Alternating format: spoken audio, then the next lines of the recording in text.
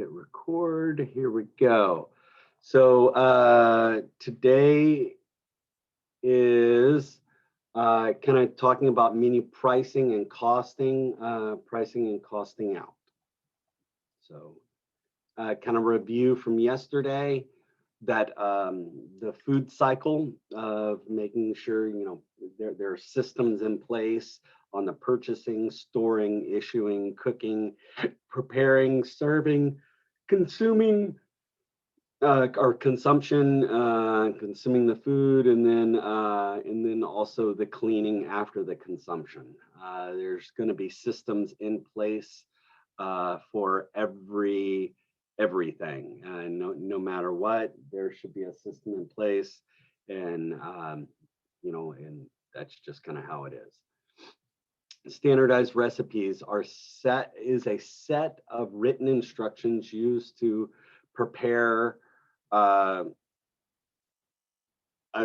product, right? A quality product in a specific location or whatever else. So in the standardized recipes are so important to go close to do it because of the yields, making sure that the yields are correct, making sure that it tastes good, it's seasoned good, all of that sort of stuff. All of those things are that it looks exactly the same. So all of those things are so important to do or to have, and that's why a standardized recipe is so important. No matter what, standardization is the reason why, and we know exactly how much it costs to cook an item, and so we can then price it the correct way. A good standardized recipe will include a menu name, the total yield, so the yield of the product, portion size, ingredient list and quantity, and quality as well as quantity, what kind of quality you need, and then the preparation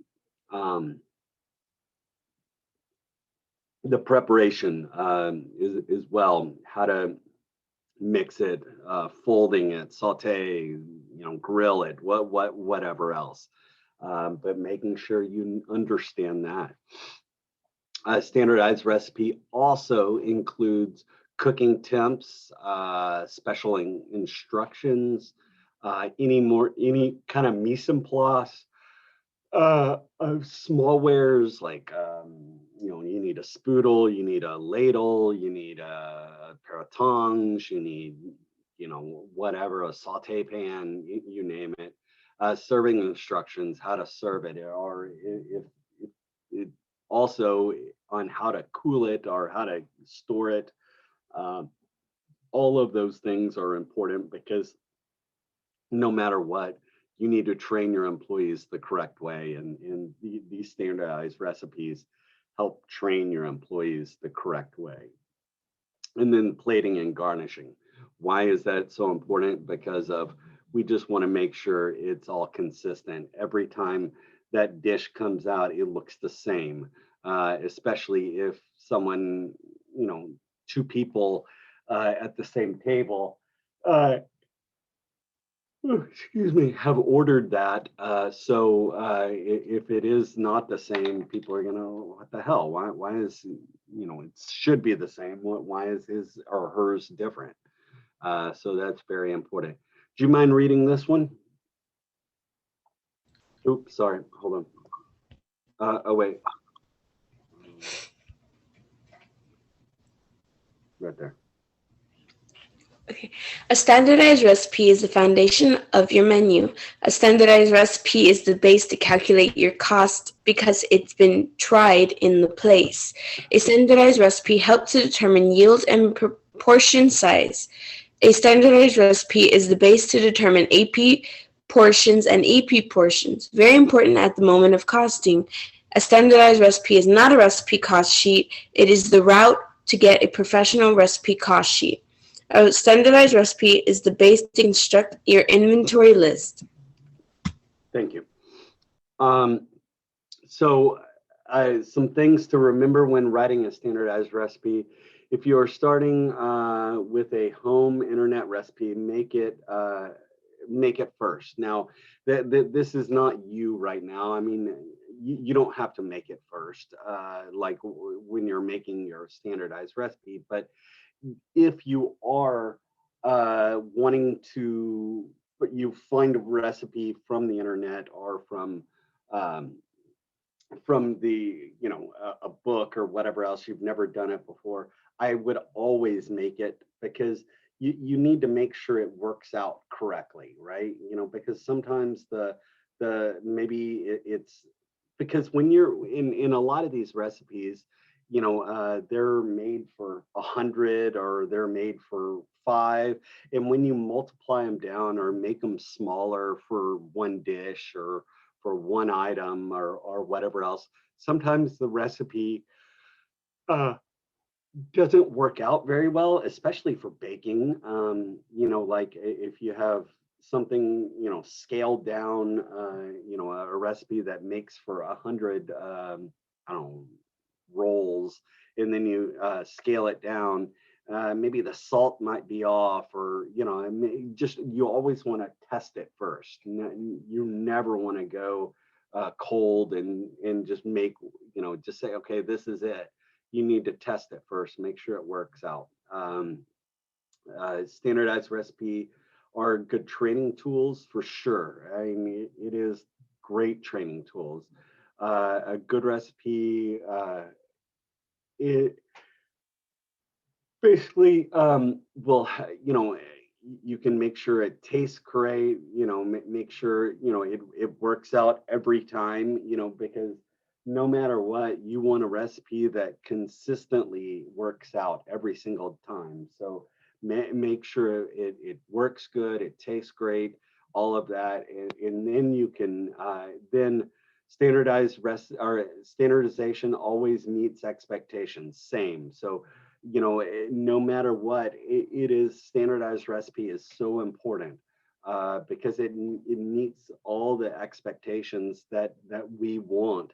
And that is my expectation. This recipe, if you follow this recipe, then my expectation and my everything that I want you to do is you're going to do it correctly, and it's going to come out correctly in the finished product.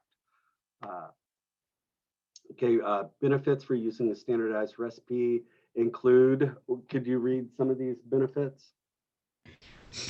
A consistent quality and quantity, standard portion size/cost, assuring nutritional content and addressing dietary concerns such as special diets or food allergies, helping ensure compliance with truth in menu requirements, aiding in forecasting and purchasing, fewer errors in food orders. Thank you. So portion size, dietary demands, you can make sure that if there's any food allergies, you know exactly what's in there. Um, the one thing that I want to make sure is when, if someone's allergic to peanuts, and the wait staff, I tell the wait staff, hey, I'm allergic to peanuts, or hey, my kid's allergic to, or whatever else. I want to make sure that they could go and look in the recipe and make sure that there are no peanuts in it or whatever else. So I want to make sure of that. Or truth in advertising, if I want, in buying a um, fresh or not a wild caught salmon, it better be wild caught instead of farm raised salmon or whatever else. In truth in advertising, or quarter pound meat, cooked or raw. What is that burger going to be, a quarter pounder raw state or in cooked state? So making sure that when you say it's a quarter pound burger, is it a true quarter pounder, or are you just kind of lying? So you need to make sure that truth in advertising is there, because then you could get held liable for lying to your customers and all of that. Benefits for using standardized recipes include, again, we're beating that dead horse, but it helps with cross training. I think that's a really big deal, is cross training, because it's easy for me to say, okay, here are the recipes, give it to the person that's going to be working your station. Well, here are the recipes. Look at them, study them, get to know it, and then you can start trying to train on this station. So it helps with the cross training, and it helps with the consistency of the training. Assist in training new employees, obviously. Increase the HACCP program, or it helps with the HACCP program, or because of the because it could follow the product from start to finish, and it helps reduce waste for sure, because if there is any waste, or if you have to do a lot of trimming, maybe on the standardized recipe you write, save the rest of the chicken meat, or save any scrap pork and grind it up to make meatballs or something like that. So it could tell you what you could do with any of the leftover stuff, or any of the waste, or anything left over. Easier to meet customers' expectations for sure, because everybody wants consistency. They want that burger the same way as they had it the last time. That's why they're ordering again. If they didn't want it like the last time, they wouldn't be ordering it again. So consistency is so important. Standard yields. Do you mind reading this?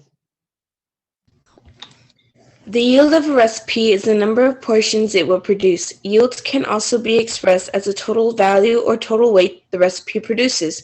An example would be a soup recipe that yields 24 8-ounce portions, which could also be stated as a yield of 6 quarts or 1.5 gallon. A weight example would be a recipe that yields 24-ounce portions of taco meat, or a total yield of 5 pounds. Standard yields for the main, often higher cost ingredients such as meat may also take into consideration portion cost and be determined in part by calculation the cost per cooked portion. Cool, thank you so much. So, you can show it in different ways, your yields, and that's a way of showing different yields. Let's see, standard recipes include the size of the portion that will be made. Obviously, control portion sizes have two advantages in the food management. Let's see, portion costing. So you got portion cost for the item, and let me. Can you read this when I'm going to pull up something while you're reading that real quick, so I can share it with y'all? Do you mind finishing up reading? Go start at portion cost. Alrighty. Portion cost for the item will be consistent until ingredient or labor costs change, and customers receive consistent quantities each time they order a given plate or drink. Standard portions mean that every plate of a given dish that leaves the kitchen will be almost identical in weight, count, or volume. Only by controlling portions is it possible to control food costs. Thank you. I'm trying to find a standardized.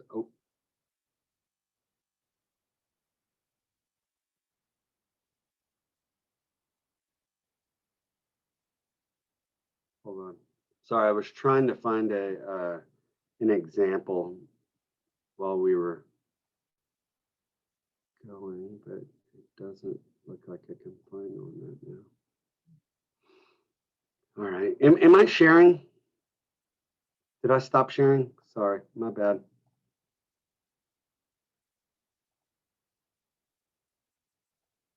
There we go. My bad. All right, I'll have to try to find it on our break. All right, so okay, so standardized recipes. Basically, here you go. You've got standard portions. And we kind of talked about this already. Making sure that using the same glass or using the same bowl. Are we in talking about soup bowls or soup cups? Making sure that everything fits the right product, and make sure that the scoops, the ladles, all of that is the proper volume, the proper kind of holder for those items. Just portioning it out. And making sure that you get enough salad or whatever the portioning we created. If it's a 4 ounce or 3 ounce or whatever else. But just making sure that all of it is either weighed or if you're using a cup to like a bowl to portion out rice, let's say, I want to make sure that my employees use that same size bowl every single time. If not, then my side, then I'm giving more rice or giving less rice or whatever else. So making sure that what I'm using is going to be consistent every single time. Let's talk, do you mind reading the sub recipes?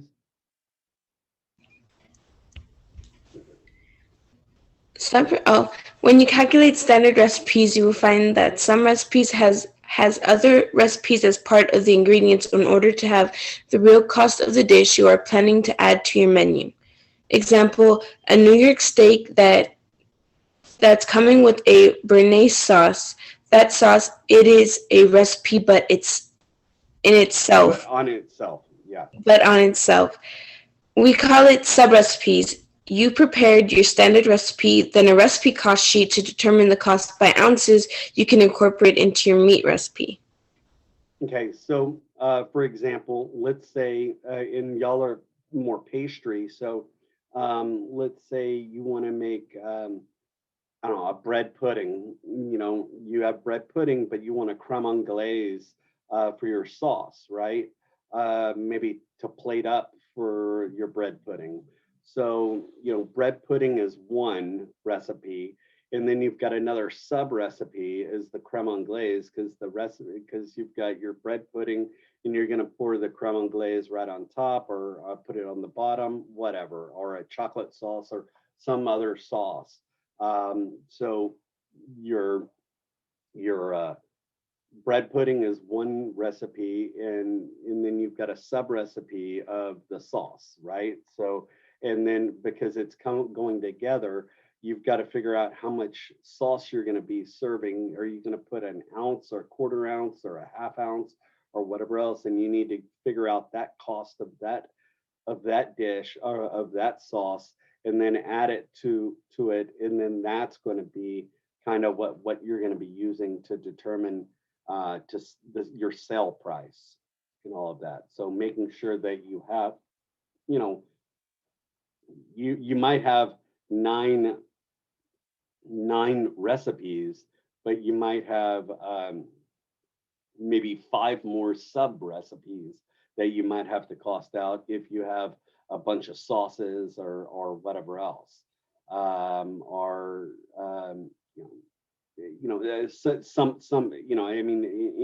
but those are things that you might need to be careful on and watch. All right, let's see what we got here. YouTube ads beat Facebook ads every time. Let's face it, Facebook ad costs are going through the roof, and even when you have a great ad, they're almost impossible. Hey guys, it's Damien from Marketing and Food Online, and this podcast is going to be all about pricing your product. I want to get into discussing some of the tips and tricks on pricing a product when you're just starting out. It can be a bit of a challenge to create a profit, but you need to figure out a way to do that in order for you to sustain your business and grow it. So let's get right into it.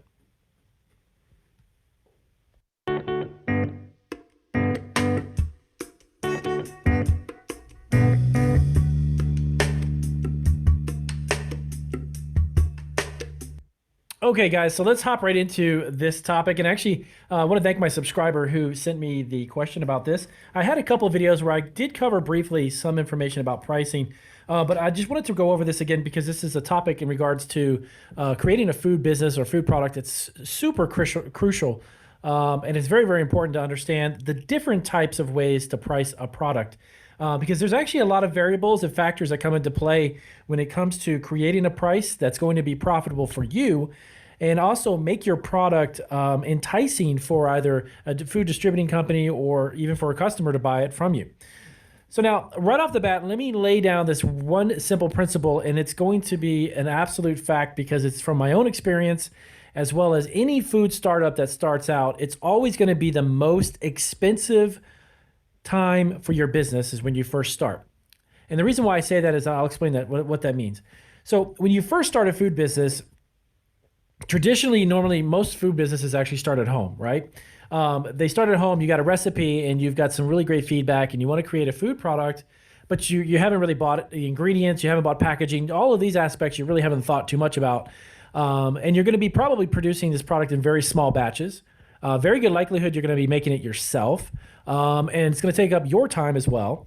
But when it comes to buying the ingredients to produce it and the bags and the labels and everything else, you're going to be doing it on a small scale. And when you do anything on a small scale, it's always more expensive. Obviously, that's just kind of a no-brainer. But it's also not just a no-brainer, but it's also a concept that a lot of food startups don't necessarily take into consideration. So don't think that forever moving forward after you get your food business up and running, that everything's going to be this expensive. The flour and the sugar is going to be this expensive. My goodness, it's going to be so expensive for the bags. The bags are costing me nearly 50 cents to $1 each, or maybe it's a container, maybe your label. The reason being is that you're buying them in smaller quantities. As your business takes off and you have cash flow and you begin to have a profit, then you can begin to buy products, buy ingredients, buy labels, and get the things you need at a much bigger quantity at a lower price. Okay, that's just the normalcy of doing business. So right off the bat, it's always going to be the most expensive. Okay, so let's get that out of the way. How do you determine the price? Well, there's a lot of questions you need to ask yourself. Number one, you need to find out, how are you going to sell it? Are you looking to produce a product that you're going to take and give to a food distributor? And that food distributor is going to need to make a margin, and they're going to sell it to a retail grocery store or a high-end grocery store or even a restaurant, whoever the end user is. There's going to be a food distributor between you and the end user. Is that the route that you want to take? Do you want to make your product and just sell it directly to your customer? Maybe go online and you want to have an eBay store, Etsy store, or even just some type of a store, even your own website, and you're going to have customers buy it from you. Okay. Or maybe you're going to produce it and just sell it directly to the retailer.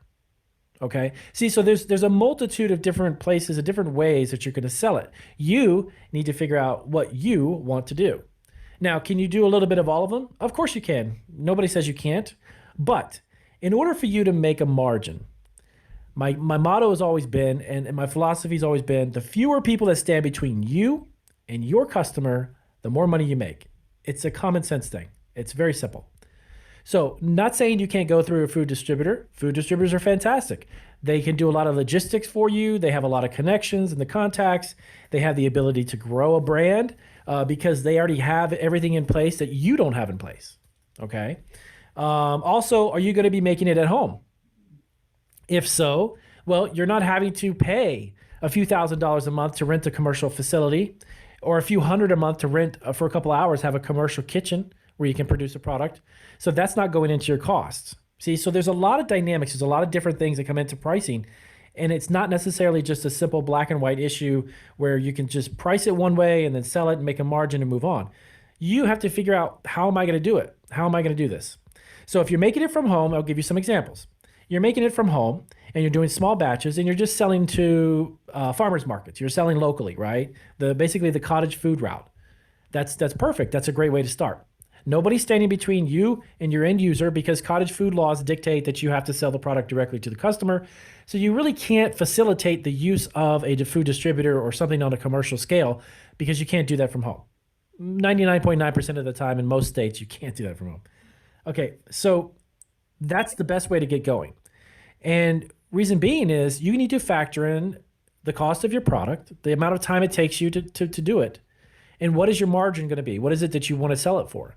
Now, something to keep in mind, you need to check in the marketplace products that are similar to what you're already making. Take a look at the retail price. Now, keep in mind, like I said at the beginning of the podcast, you got to keep in mind the fact that when you look at a lot of these products that are already in grocery stores and mass produced, they're done by companies, corporations, and big businesses who can get ingredients for pennies on the dollar. Well, you're getting your ingredients for dollars on the dollar, basically, for lack of a better expression. So your pricing can't necessarily be exactly as theirs. It's going to have a tendency to be a little higher because your costs are going to be a little higher. Don't let that discourage you, though, that your price point for your product is not going to stay that way forever. Okay?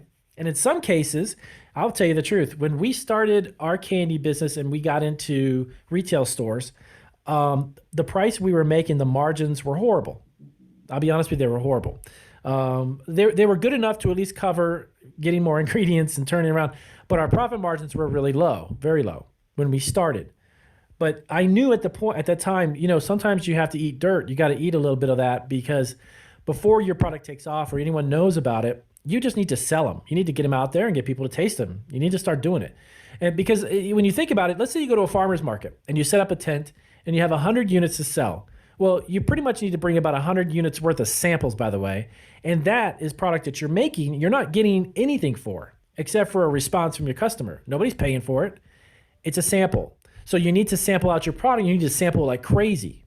Okay? That's just how the business is when you first started. It's almost like with any business. You have to almost literally give your stuff away till it gets traction, and then you have the potential for profit. There's a lot of YouTube. There's a lot of young guys on YouTube that talk about launching products, and they do this market research, and they overanalyze and over-research. And at the end of the day, when they launch a product, they're expecting to get this huge margin or this profit for their items, and they end up going into the marketplace, and the products are almost breaking even. In some cases, even less than that, they end up losing money, and that's their product launch. So in almost every situation, it's very challenging and very difficult for anybody to launch a new product and right off the bat turn this enormous profit. I personally have never come across anybody I've met who's done that, especially in the food business. If you want to sell online, make sure you stand out. Go to Wix e-commerce.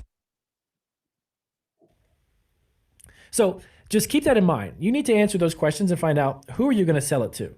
And that has a big factor on your margins. So again, let's go over the fact that the idea that you want to go to a food distributor. Sounds like a great idea, and it is. In some instances, it is. But the food distributor is going to buy your product, and let's say they're going to buy 20 cases of it, and they're going to put it in their warehouse, and they need to mark it up so they have a margin because they're in the business to make money too. So what you're selling to them is going to be even less than what it would be if you sold it to a retailer, because now you have a third party, you have a third spoke in the wheel, and someone has to come up with a margin for them. So your per unit price is going to be even less, considerably less. So you don't really make money on units. You make money on cases. You make money on pallets. If you can make a pallet worth of product and send it to a food distributor, then you may make some profit, okay? It boils down to trying to make money on case packs and hundreds and hundreds or even thousands of units, not individual units. So do I have a one-size-fits-all ability to create a price point for you? No. And I'll tell you, nobody will except for you. Because you know all of the other, for lack of for a pun, you know all of the ingredients that come into play, okay? Not only just the ingredients in the packaging, but the ingredients I say, are you making it from home? Do you have to rent a commercial kitchen? If you're renting a commercial kitchen and you're doing that for a couple hours and you're producing your product, you got to factor in how much you just spent for that commercial kitchen. So those 20 cases of cookies you made, let's just use that as an example, you just rented a commercial kitchen for $400 for like 4 hours. So now your cookies have become very expensive. Who's going to cover that margin? Who's going to make that? There's no way that you're going to sell that to another distributor. He's going to stock it in his inventory, and it's going to be to the point where he can even make margin before he sells it to the retailer, because the retailer still has to make a profit. So see, there's a lot of people in between it. Plus, there's a lot of variables. So is there a one size fits all for determining a price for it? No. And I'll tell you, you can go on and you can Google all you want about figuring out the prices, and there are going to be wonderful blogs and article posts that talk about, 40% reduced price point for the retail when you sell it to distributors. And if you have a wholesaler comes in, it's about a 25 to 30%. Right. Well, that sounds great. Those statistics and those percentages sound great, but you still got to factor in all of what it takes to make your product and who's making it. What is that total cost? And then you could step into the realm of maybe you should multiply it. You've heard the multiple of 2.5 times or 2 times or what have you. So all of that stuff is there's so many variables. It's very hard to determine what it is. But understanding what I just said and giving that a basic foundation for you to know what goes into creating your price is going to help you out. Okay. So if you have any questions, anything else about this, let me know down below in the description. And of course, if you guys want to get in touch with me, we do have consulting available. I can always help you guys one-on-one. We have our consulting email subscription programs. We even have our 1 hour. All right, and the last one. Okay, we are back for more information on how to make your menu, and today deals with menu pricing. So this section of the Okay, we are back for more information on how to make your menu, and today deals with menu pricing. So this section of the unit is going to involve some math.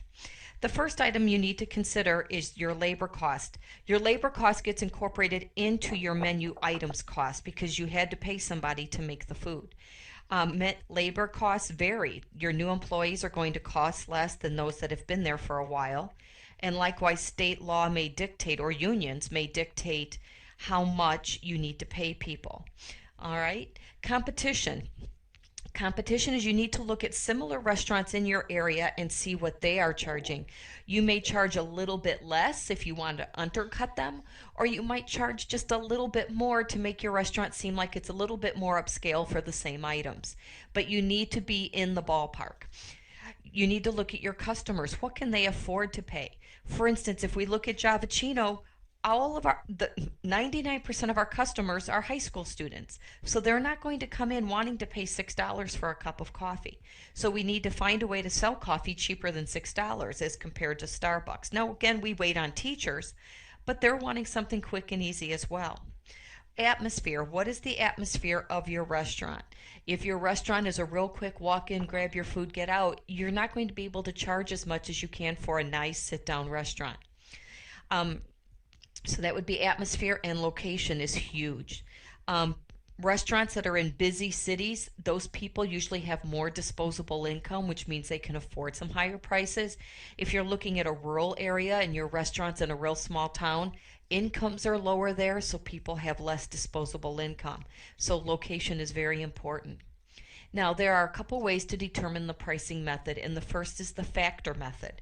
So first, as you go through your business, you're going to determine a goal, and that goal will be your food cost percentage, and you want that goal to be lower, meaning what percentage of the price is food.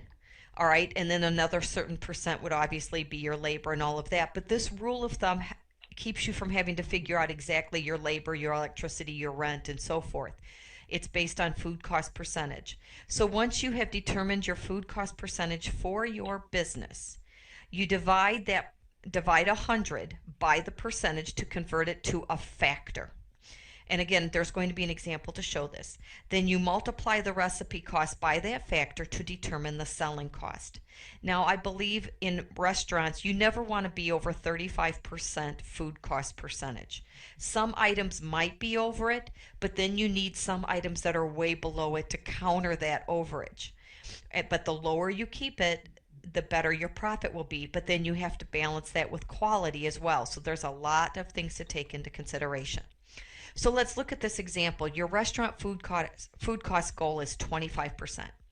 So it says that was step 1. Step 2, divide 100 by the percentage. So 100 divided by 25 is 4. So 4 is your factor. So I'm going to tell you that the hamburger and fries has a recipe cost of $1.50. So you can make a hamburger and fries for $1.50. That is your food cost. So your selling cost is $1.50 times 4, which is your factor, and you are going to sell that hamburger for $6. So that's one method restaurants can use to price their items. The next method is called markup on cost method. The food cost is divided by the desired food cost percentage. Example, a grilled cheese and soup cost $1.25 to make, and the desired food cost percentage is 25%. You take $1.25 divided by 0.25. Now you must remember that the percentage. That is how we're going to be doing our food cost. It's going to be divided by the whatever the point, whatever the food cost that we're going to be putting down. Which has to be stated as a decimal, and then your selling cost is $5. Now, both of these methods give you the exact same answer. So if we did the hamburger and fries here, it would come out to $6, and if we did the grilled cheese and soup with the other method, it would come out to $5. However, different people's brains work differently, and so one of these will probably be easier for you to follow than the other one. And it doesn't matter which method you use on the exam unless it specifically tells you to demonstrate a method, but you will need to know both of them for the worksheet. Now, another method is competitors pricing. Now, you still need to do either the factor method or the markup method because you need a ballpark. Then you look at your competitors pricing.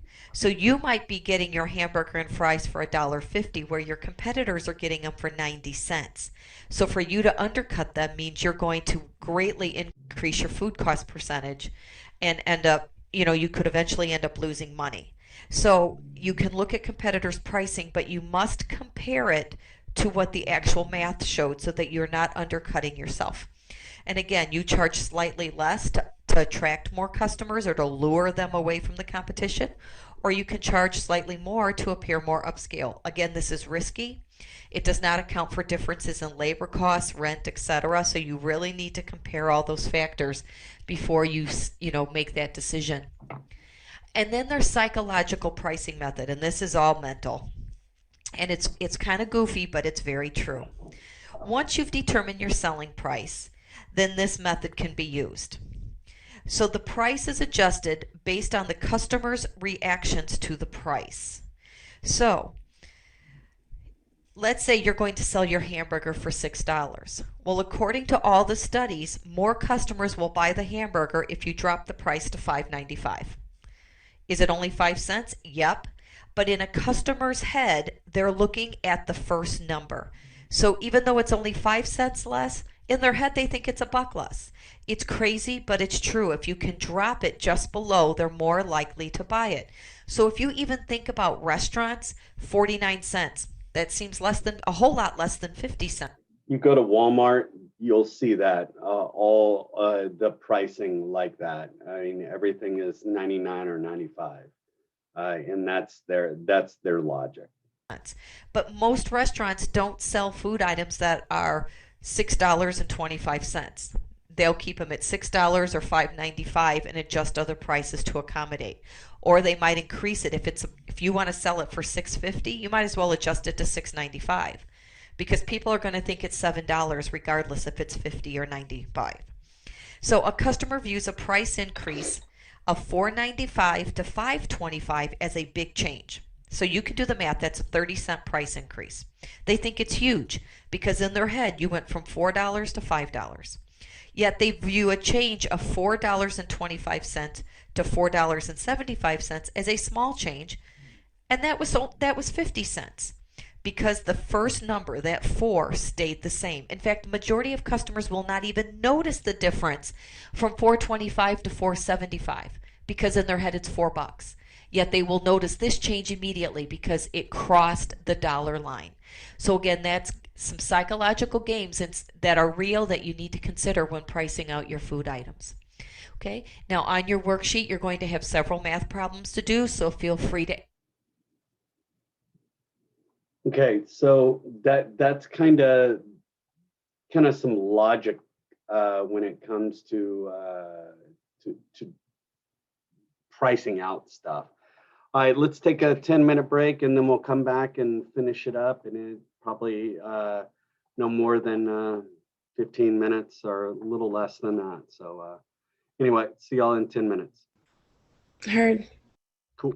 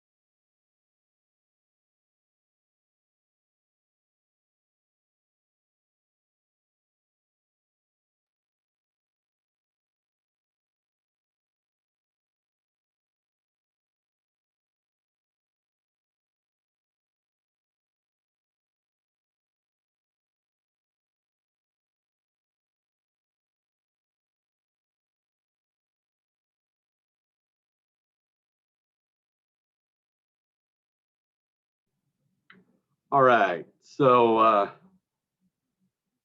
I'm gonna just talk to y'all for a second, and then I'm gonna let y'all go because y'all are. This starts the process of basically me lecturing half the time and you working on your project half the time. So you've got now you've got your 20 list of items that you wanted in your restaurant. You've got your name of your restaurant, and you've got your list. Now what I need you to do is start creating at least 9 to 10 recipes that are standardized. So you need to write down a standardized recipe. Everybody, it is in, if you do not know where the standardized recipe sheet is, it is in day 14, and I will show you where it's at. Hold on one second.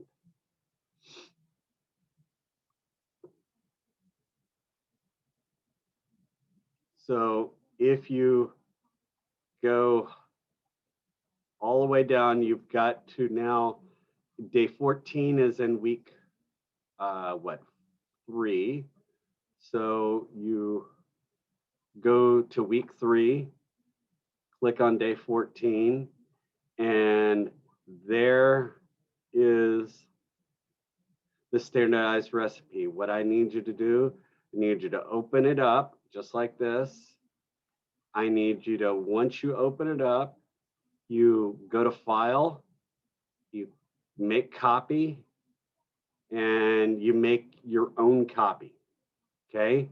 And then you have these copies, and you can, to copy this, this right here, oh, you know, look, this is from one of my old classes, Lauren Bailey.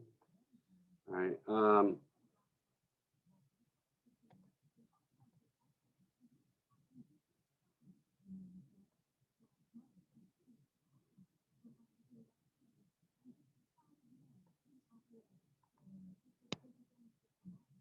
So if you need to make a copy, you click down here, right there, and it says duplicate. And now I've duplicated, so you can have all your recipes sitting right here. So when you also, I want you to name this, you know, after you make a copy, you click up here and you put your name right up at the very, you put Cliff's standardized recipes or whatever else, right? So I know when you share it with me, I know exactly whose it is and what it is. So today is Wednesday. So you have Wednesday, the rest of this class to do it. So Wednesday, Thursday, and then I want to see it. I need it before Monday's class. So I would like it no later than Sunday by 5 o'clock. I want all those recipes written down, whatever you're going to put in your menu. I would like it written down. Okay.